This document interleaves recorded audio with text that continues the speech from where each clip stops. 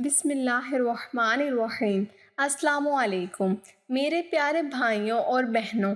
वैसे तो नहाने या गुस्ल करने का कोई भी वक्त मुकर्रर नहीं है, लेकिन आज की इस वीडियो में आपको बताएंगे कि शादीशुदा औरतें सुबह 8 बजे के बाद कभी ना नहाएं। ऐसा करने से क्या नुकसानात हो सकते हैं, कौन सी शैतानी ताकतें आपके घर में आ जाती हैं और क्या नुकसान होता है, आज आपको मैं सब कुछ बताऊंगी। सबसे पहले हम बात करते हैं इस औरत की जो कुंवारी है, शादीशुदा नहीं है। याद रखें, कुंवारी लड़की कभी भी मंगल के दिन अपने बाल ना धोए। ऐसा करने से इसके भाई पर मुसीबत आ सकती है जिसका आप अंदाजा भी नहीं लगा सकती। इसलिए जितना हो सके मंगल के दिन कुंवारी लड़कियों को नहाना नहीं चाहिए, अपने बाल नहीं धोने चाहिए और ना ही अपने नाखून काटने चाहिए। शादीशुदा औरत को मंगल के दिन अपने बाल नहीं धोने चाहिए। अगर वो ऐसा कर लेती है तो इसके शोहर का बहुत नुकसान हो सकता है। मंगल से एक दिन पहले या बाद में नहा सकती है, लेकिन मंगल का दिन इसके लिए बहुत बुरा साबित हो सकता है। सबसे पहली बात याद रखें, कभी भी खाना खाने के बाद ना नहाएं, चाहे वो मर्द है या औरत। खाना खा लेने के फौरन बाद नहीं नहाना चाहिए। अगर आप कहीं सफर से आए हैं और आपको पसीना आया हुआ है तो ऐसी सूरत में भी नहाने से परहेज करना चाहिए।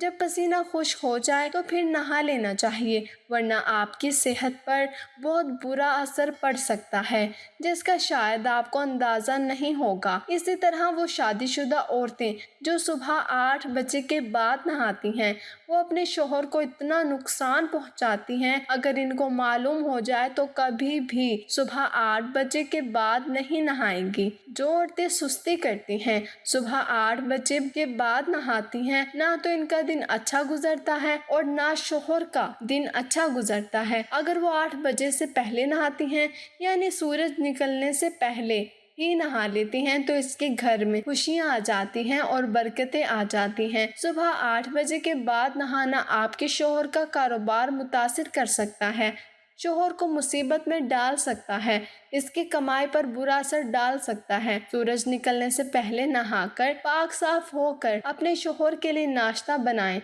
इसके कपड़े प्रेस करें, इसके लिए दुआ करें ताकि इसका दिन अच्छा गुजरे।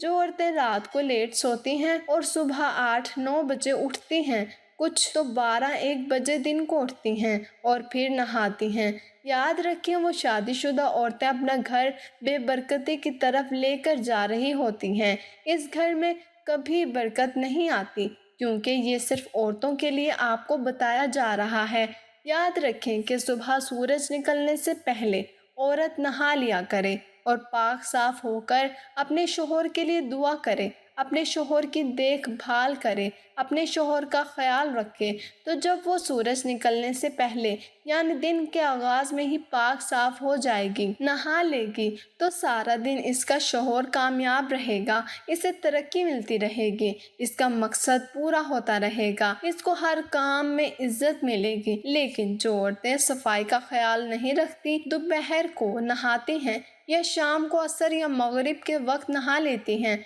तो याद रखें वो औरतें अपने शोहर की जिंदगी को बर्बाद कर रही होती हैं। तजर्बा करके देख लें और आप याद करेंगे कि किसी ने आपको कुछ बताया था। सुबह 8 बजे के बाद कभी नहीं नहाना चाहिए, खासकर शादीशुदा औरतों को, शादीशुदा खवातीन को सुबह दिन के आगाज में ही सूरज निकलने से पहले ही नहा लेना चाहिए। इसके अलावा आपने अक्सर देखा होगा कि बहुत सी औरतें और बहुत से मर्द हजरात रात को सोने से पहले नहाते हैं।